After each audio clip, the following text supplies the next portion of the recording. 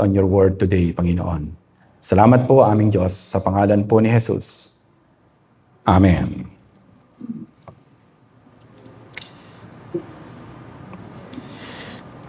Nagkaroon po ako ng pagkakataon na masama sa isang inauguration. Doon po sa Rancho Paraiso, kung nakapunta na po kayo doon, sa Rizal. Isa siyang family resort, malaki, at we invited a lot of luminaries, mga government officials. At isa sa inimbita namin is si President Bongbong Marcos. So doon po kasi pinasinayaan yung pinakamalaking eagle statue doon po sa Rizal. Alam niyo po, bago yung araw na yon, marami nang ginawa doon sa lugar ng Rizal kung saan dadaan yung mga malalaking tao na magiging bisita. Most of them are politicians, At inimbita namin sila dahil maraming mga member ng Eagles Club na nasa ating government. At kapag ganito po ang mga gawain, maraming mga ginagawang paghahanda, maraming mga ginagawang mga tungkulin ng mga bawat isa, At dito po natin ginagawa na okay na bro. Okay na. Okay. Dito po natin ginagawa na naghahanda tayo dahil ayaw nating hindi maging maayos yung pagtanggap sa kanila. Doon po sa ating binasa sa ating talata ngayon sa Matthew 21 verse 1 to 11, makikita natin doon na ibang-iba yung pagdating ni Jesus to sa bayan ng Jerusalem. This is not in any way, mayahambing mo kapag sa secular world may dumarating, na mga malalaking mga tao. At dito natin sisilipin, mga kapatid, yung binasa natin mga talata sa Matthew 21, when Jesus comes to town. Okay? So una po, makikita natin sa Matthew chapter 21, sa 1 to 7, yung lowly entrance ng ating Panginoong Hesukristo. Mapapansin natin doon yung mga iba't ibang bagay na inilarawan ng mainam ni Mateo para makita natin yung talagang sadya ni Jesus at kung ano yung dala-dala niya nung panahon na yon. Because it was thought of na yung darating na hari ay siyang siyang sasakop sa Roma at natatakot dito yung mga emperador. Akala nila si Jesus ay katulad nilang isang mandirigma na maraming mga itatayong mga sundalo at mga army at sasakupin sila kagaya ng kanilang pamamaraan ng pagsasakop sa iba't ibang bayan. So tingnan po natin Una po, nabanggit doon yung donkey o yung asno na tinatawag, At kung ikukumpara sa isang Roman soldier, malayong-malayo yung donkey. At walang isang magiting na Romanong sundalo ang sasakay sa asno. So isa po yan sa makikita na po natin, And it symbolized a lot of things. It sent a very beautiful message sa bawat isa, Una, yung donkey, dahil ito'y walang pakinabang sa pakikipag-conquer o sa pakikipagdigma, ito yung pinili ni Jesus na sakyan. As a matter of fact, hindi ito sa kanya. Doon sa ating binasa sa mga unang talata ay inutusan niya yung kanyang mga alagad pumunta sa ganitong bahay at sabihin na pinapakuha yung asno. At kung sila tatanungin kung sino ang nagpapakuha, ang sasabihin lang nila ay kailangan ito ng Panginoon. And the owner of the donkey gave it to them freely. Pangalawa na makikita po natin doon, yung donkey ay babae.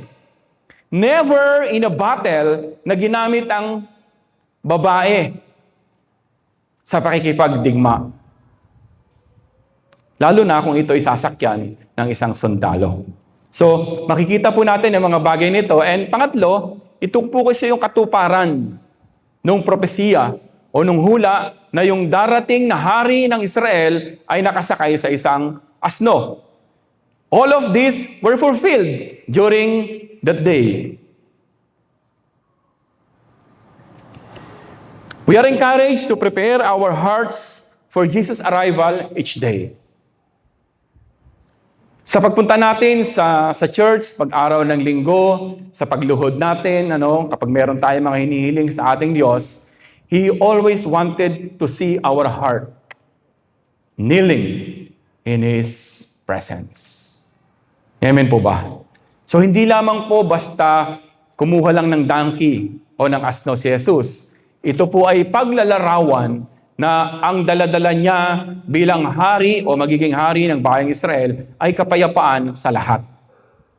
Walang mangyayaring digmaan, walang mangyayaring patayan, kung hindi kapayapaan at kaligtasan ang daladala ng hari ng Israel. Ganon din po sana tayo. Every time that we approach yung trono ng ating Panginoon, ang dala natin ay kababaang loob. Ang dala-dala natin is kung paano natin isusuko yung ating mga sarili upang pagpalain tayo ng ating Panginoong Jesucristo. Upang kahit hindi tayo itaas ng kung sino man, alam natin yung ating Panginoon ay nakikita yung ating mga ginagawa at siya yung nagli-lift up sa atin. And as the story went by, nakita naman natin na kung paano napagtagumpayan ng Panginoon sa pamamagitan ng kapayapaan at dala niyang kaligtasan ng bayan ng Israel. Jesus' arrival brings peace into our home, into our hearts. Kapag wala ang Panginoon sa loob ng ating tahanan, palaging magulo ang bawat araw. Amen po ba? Kaya, lagi tayong iniimbitahan ng ating Panginoon to invite Him, o to accept Him whenever He comes or He knocks on our door. Alam niyo po, isa sa pinagyayaman ng Panginoon sa ating iglesia na ministry ay yung ating mission team. Natutuwa po kami kapag kami ay gumagayak. Kung sino-sino ang magkakasama, kung saan pupunta, at kung ano yung gagawin, ano yung aawitin. Sa lahat ng ito, iniaayos ng Panginoon, at siya nating idinadala sa bawat tahanan. And katulad po ng mensahe ngayon, mga kapatid, kapag ino-open ninyo ang inyong tahanan sa gawain ng Panginoon, na pagpapala, unang-una ang pangalan niya. Amen po ba? Pangalawa, tayo na dinadatnan ng Panginoon sa loob ng ating mga tahanan. So, in-encourage tayo ng mensahe ngayon, mga kapatid, na hindi na natin kailangan yung mga iba pang mga magarbong paghahanda kapag dumadating ang biyaya ng Diyos sa ating mga tahanan. Let us accept, let us open our home, let us open our hearts, katulad ng ginawa ng bayan ng Jerusalem. Masyado na silang nakakaranas ng kaapihan. At ang sigaw nga nila ay Hosana. Amen po ba? Pangalawa na makikita po natin doon ay yung kalagayan ng mga tao nung panahon na yon. They were in jubilation. Masayang-masaya sila nung nabalitaan nilang darating ang kanilang Mesiyas na inihula nung panahon pa ni Abraham, nung panahon pa ni Moses. Yung iba sa kanila ay wala pa nung panahon na yon. Subalit ito ay tinago nila sa kanilang puso. Hinintay nila yung pagkakataon na yon at dumating nga. So nung sumakay si Jesus doon sa donkey, nung sinapinan ito ng balabal at nung nilatag na yung mga balabal habang dumadaan si Jesus at winawagayway yung mga dahon ng palmera, nagsisigawan yung mga tao. Ano ba yung sinisigaw nila? They were shouting out loud, Hosanna. Amen po ba? Lahat po sila ay sumisigaw ng Hosanna. Nang ibig nilang sabihin, ang panalangin ng kanilang puso is, God, save us. Iligtas mo kami, Panginoon. Sapagkat hirap na ang kanilang kalagayan at sa matagal nilang pag-asam na dumating ang Mesiyas na ito ay narito sa kanilang harapan. They were all shouting, Hosanna. They were all celebrating na ito na nga yung araw na inihula sa atin. That's why when we're singing, Hosanna, kapag kakalakip ng awit, o nandun sa letra, sa mga titik, ng ating inaawit, yung Hosanna, it is a prayer. It is you asking the Lord to save you, to have mercy on you, to forgive you. Amen po ba? Sapagkat kailangan ng forgiveness para matanggap natin ang pagpapala at kaligtasan ng ating Diyos. At ito po yung isa sa magandang mensahe ng Semana Santa. Forgiveness. Pagpapakumbaba. Wala po kasing humihingi ng kapatawaran na hindi nagpapakumbaba. Amen po? Hindi ka pwedeng humingi ng kapatawaran sa harap ng Panginoon pagkatapos ng iyong pakikipag-usap sa Kanya ay babalikan muli yung inihingi mo ng kapatawaran. Hindi po. Nung sumisigaw ang mga puso nung mga Israelita nung panahon nito, nung mga Hudyo, ang sinisigaw nila is, God save me. They were crying out loud na sana marinig sila ng Panginoon at iligtas sila sa kanilang abang kalagayan. Believers of today are encouraged to lay down their cloaks or, kung titingnan natin maigi yun, to surrender their lives. Bukod sa donkey, mga kapatid, ang makikita natin doon na sinisimbolo ng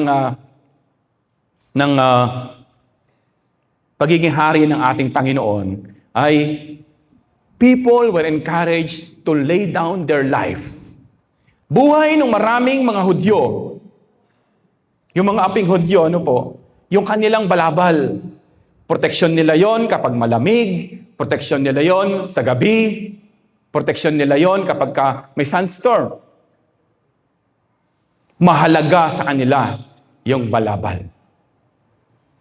Pero kung babalikan po natin yung binasa natin, kahit na yung kanilang balabal ay ipinagkaloob nila upang daanan, tapakan ng asno kung saan nakasakay ang ating Panginoon. Marami tayong balabal sa ating buhay. Ang mga balabal na ito ang palaging nagiging hadlang upang hindi tayo magkaroon ng panahon at oras sa ating Panginoon.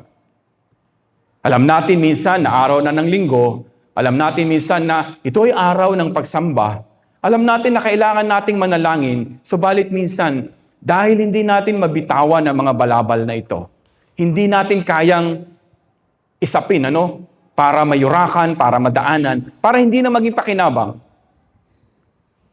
Nahihirapan tayong gawin yon. At ito po yung nais kong makita natin, mga kapatid. Habang sineselebrate natin, habang papatapos na po ang Semana Santa, tingnan po natin ang ating buhay. Ano pa ba, Panginoon, yung hindi ko pa sinusuko sa iyo?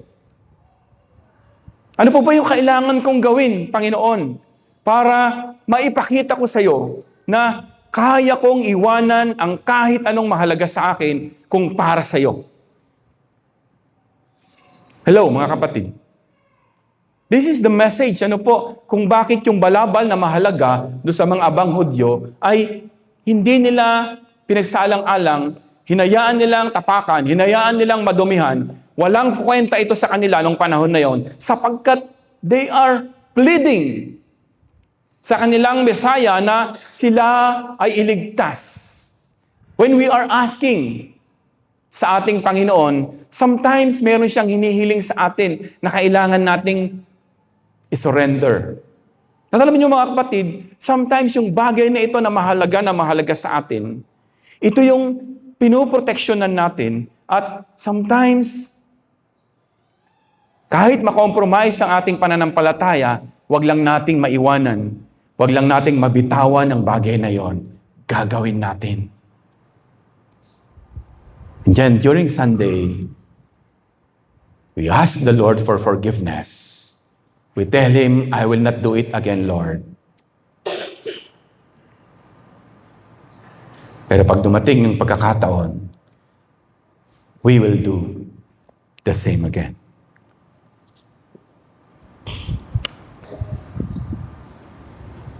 Yung paglilay ng balabal ng mga Hudyo nung panahon na dumadaan ang ating Panginoon sa Kristo ay pagpapakita na sila ay nagpapasakop doon sa authority nung nandoon sa asno. I would like you to remember that, mga kapatid. Kapag may isinusuko ka sa Panginoon, sinasabi mo sa Kanya na handa kang magpasakop sa Kanya. Kapag hindi mo yan naisusuko, ibig sabihin, nilalabanan mo yung authority niya sa buhay mo. And then you cry out loud, Hosanna. Then you cried out, Lord, forgive me. Lord, help me out.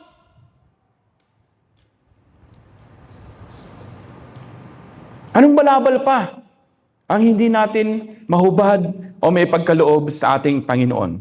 Yung balabal na tinatawag dito ay pagpapakita rin ng loyalty sa ating Panginoon. Something very important to you ay kaya mong bitawan. Kaya mong isuko. Why? Kasi mahal mo na si Lord. Kasi gusto mo nang sumunod sa Kanya. Kasi nagtitiwala ka na sa Kanya na kahit iwanan ko yon, kahit na bitawan ko na yon, ang sabi ng Panginoon sa akin, hindi niya ako iiwan, hindi ako mangangailangan sa anumang bagay dahil siya ang kasapatan sa lahat ng aking pangangailangan. That is why the church always encourage everyone to come together. Amen po ba? Kaya lahat tayo ni-encourage ng ating iglesia na huwag niyong skip ang araw ng linggo. Dahil may 6 na araw na tayo. Yung linggo ay bigay naman natin sa ating Panginoon. Sa pakikipag-fellowship sa kapwa natin mananampalataya. Isang bagay yan na mahirap bitawan. Subalit pag nagawa mo, alam mo na nakangiti sa iyo si Lord. Hindi po ba? At alam mo din na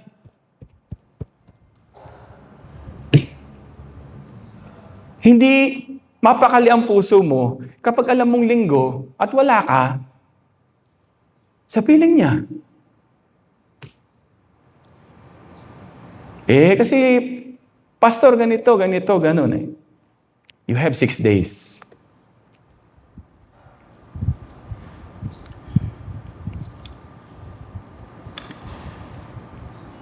Hindi man dumating si Jesus gaya ng ating expectation, tandaan niyo po, but He provides what we truly need.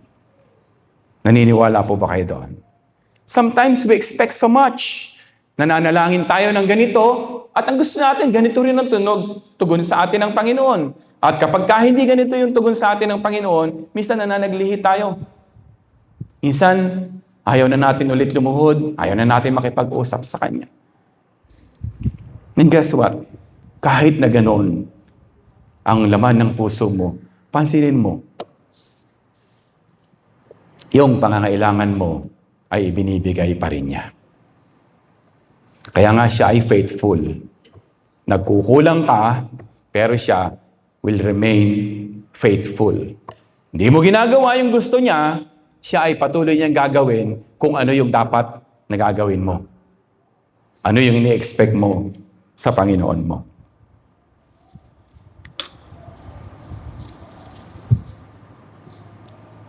When Jesus came into our lives, nagkaroon tayo ng pag-asa, nagkaroon tayo ng kaligtasan. At ang mga ito, ang tangi nating mga kailangan para sa buhay sa hinaharap. When you have Jesus, you have everything, right? Sa isang may tunay na pananampalataya at pagtitiwala sa Panginoon, when you have Jesus, you have everything. Dumarating ang biyaya, ang grasya sa tamang panahon na tinakda ng Panginoon. Dumarating yan. Kahit minsan, very eager tayo na sana ngayon na. Pero sabi ng Panginoon, maghintay ka, magtiis ka. At ayaw natin kung minsan yun. Pero alam nyo, habang hinihintay mo yun at nagtitiis ka, ikaw din ay natuturuang mag-persevere. Matuturuang umasa.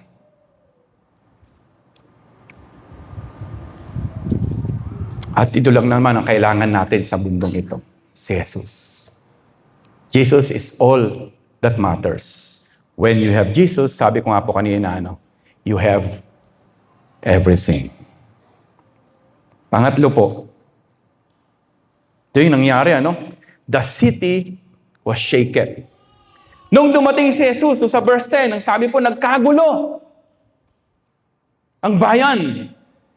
Akala nung iba, lalo na yung mga nakapanig sa Imperyong Roma, magsisimula na ang digmaan. Dahil dumating na si Jesus, yung inaasahan ng mga api. Subalit nung nakita nila si Jesus, walang kasamang sundalo. Walang mga pakakak, walang mga iba't ibang mga banderitas na nagsasaad na may paparating na may impluwensyang tao. It was not Jesus. Nung dumating si Jesus, nakasakay sa donkey, ang celebration lamang ay mga pinutol na mga sanga at mga lumang mga balabal na inilalatag at dumadaan yung kanilang Mesiyas. But the city was shaken. Iba't ibang expectation ng mga tao noong panahon na yon. So ano po ang mensahe sa bawat isa sa atin, mga kapatid, ng mga bagay na ito? When Jesus comes into our lives, into our church, He causes a commotion and challenges the status quo. Hindi po ba? Nung dumating sa buhay niyo ang Panginoon, hindi ba nabago ang buhay ninyo? Hindi ba nagulo ang inyong isipan? Hindi ba yung dating ginagawa mo na kinagigiliwan mo, ngayon ay unti-unti mo nang napapagwagyan? Ginulo ni Jesus ang buhay mo na dati naman nang magulo.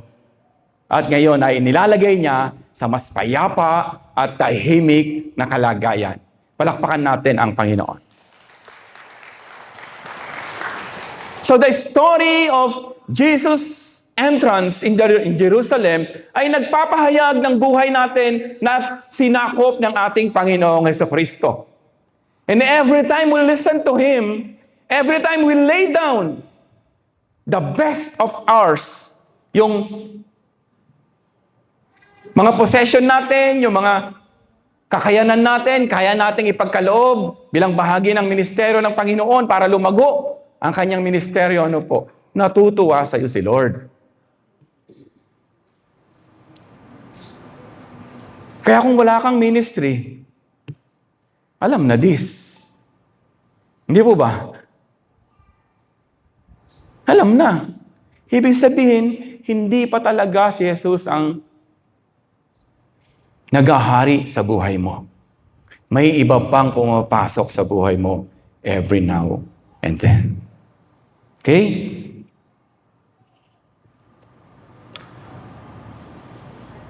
Sabi po sa verse 10, The city was shaken. Ganon din ba tayo? Kapag tayo ay nakikisalamuha sa iba't ibang grupo, sa iba't ibang organization, kapag dumarating tayo sa isang lugar, at pag nakita tayo ng mga naroon, ano ang tingin sa atin? Naku, nandyan na si United Methodist. Sigurado yan, bago tayo kumain, sasabihin yan, mag-pray muna tayo. Naku, andyan na naman si Praise the Lord. Matatagalan na naman tayo. Dahil pag yan na nagsalita, may pupuntahan pa tayo, may gagawin pa tayo, baka hindi natin matapos. Ganun ba? Kapag ka narinig nila na ikaw ay paparating o ikaw ay makakasama nila, nakikita ba nila si Jesus sa buhay mo? O katulad ng marami, dahil nag-iisa ka lang, doon sa pangkat na yon, kasama ka na rin nila. Kung ano yung kanilang ginagawa mo na rin. Kung ano yung kanilang ibig, iniibig mo na rin. Kahit alam mo na nasasaktan ang Panginoon mo sa lahat ng iyon. Sana po, ganun din tayo, bilang nagdadala, ng ilaw sa sanlibutan ito, that whenever we share our life sa iba, nararanasan nila si Jesus. Naririnig nila si Jesus sa iyo. Nagmamarka na you are a little different mula nung ikaw ay sinakop ng ating Panginoong Hesukristo. Okay? So, mahirap po yung kalagayan ng mga Hudyo nung panahon na yon. Because on their right hand, they are celebrating, they are shouting, Hosanna, God save us. Pero dito sa parting ito, nandito yung mga sundalong Romano. Hawak-hawak yung kanilang sibat at anytime na kapag gumanon yung kanilang general, sugod, they will be killed. Samantalang sa ating panahon, mga kapatid, malayang-malaya tayong i-exercise ang ating pananampalataya. Walang nagbabantay. Walang may hawak na sibat. Walang nagbabawal sa atin. Amen po ba? Subalit tignan ninyo. Dahil yata sa sobrang laya natin, kung minsan, okay na lang sa atin ang mga bagay patungkol sa sanlibutan. When Jesus came, He stirs up the nation. He introduced a better doctrine, a new teaching about resurrection, and assurance about life everlasting. Kaya galit na galit sa kanya yung mga Pariseo, sapagkat nagtuturo siya ng bagong doktrina na wala doon sa tinuturo ni Moses. Hindi nila narinig sa kanilang mga matatanda na merong mamamatay na mabubuhay. Ito yung pinangangaral ni Jesus bago siya pumunta doon sa bundok ng Golgotha. Mamamatay, pero I will rise again in the third day. Kaya sabi ng mga Pariseo, blasphemy. Isang pamumusong. Hindi nila matanggap yon. At sa dami na nung naniniwala doon sa bagong pananampalatayang inintroduce ni Jesus sa bayan ng Israel, sa buhay ng mga bawat Hudyo, totoo na nung siya ay pumasok ng Jerusalem, nagulat ang buong bayan. Natakot ang nasa kapangyarihan dahil baka mawalan sila ng kapangyarihan. Tayo po, pag nakikipagkwentuhan tayo, ano po yung pinagkukwento natin sa iba? Sana po kung paano natin nararanasan ang ating Panginoong Hesukristo. Amen po ba, mga kapatid? Panghuli po, sa verse 10, ang sabi po doon, the city asked, who is this?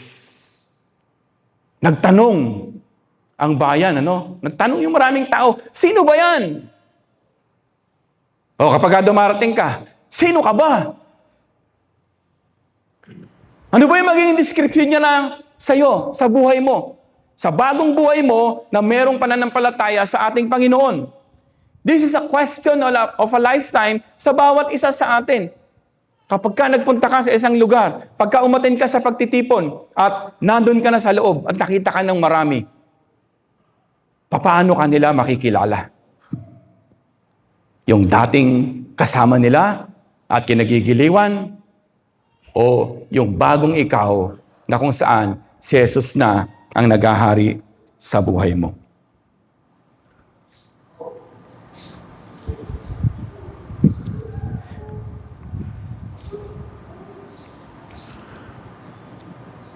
Noong dumating si Jesus sa buhay mo, may nagbago na ba talaga?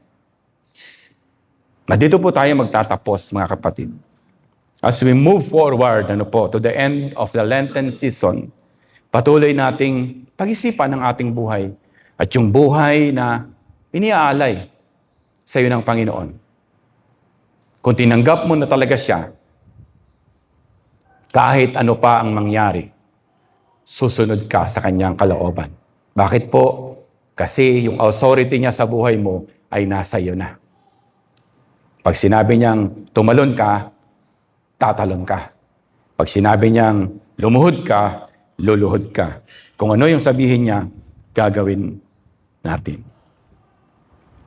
The decision you're going to make determines the path you are currently taking. Papunta ka ba sa hari ng mga hari o sumusunod ka pa rin sa dati mong Panginoon at mga Diyos-Diyosan? Nawa, sa paggunita natin at pagsalubong kay Kristo, isang ang bagong anyo ang makikita niya sa iyo at sa akin. Maranatha, Mabuhay po ang ating Panginoon.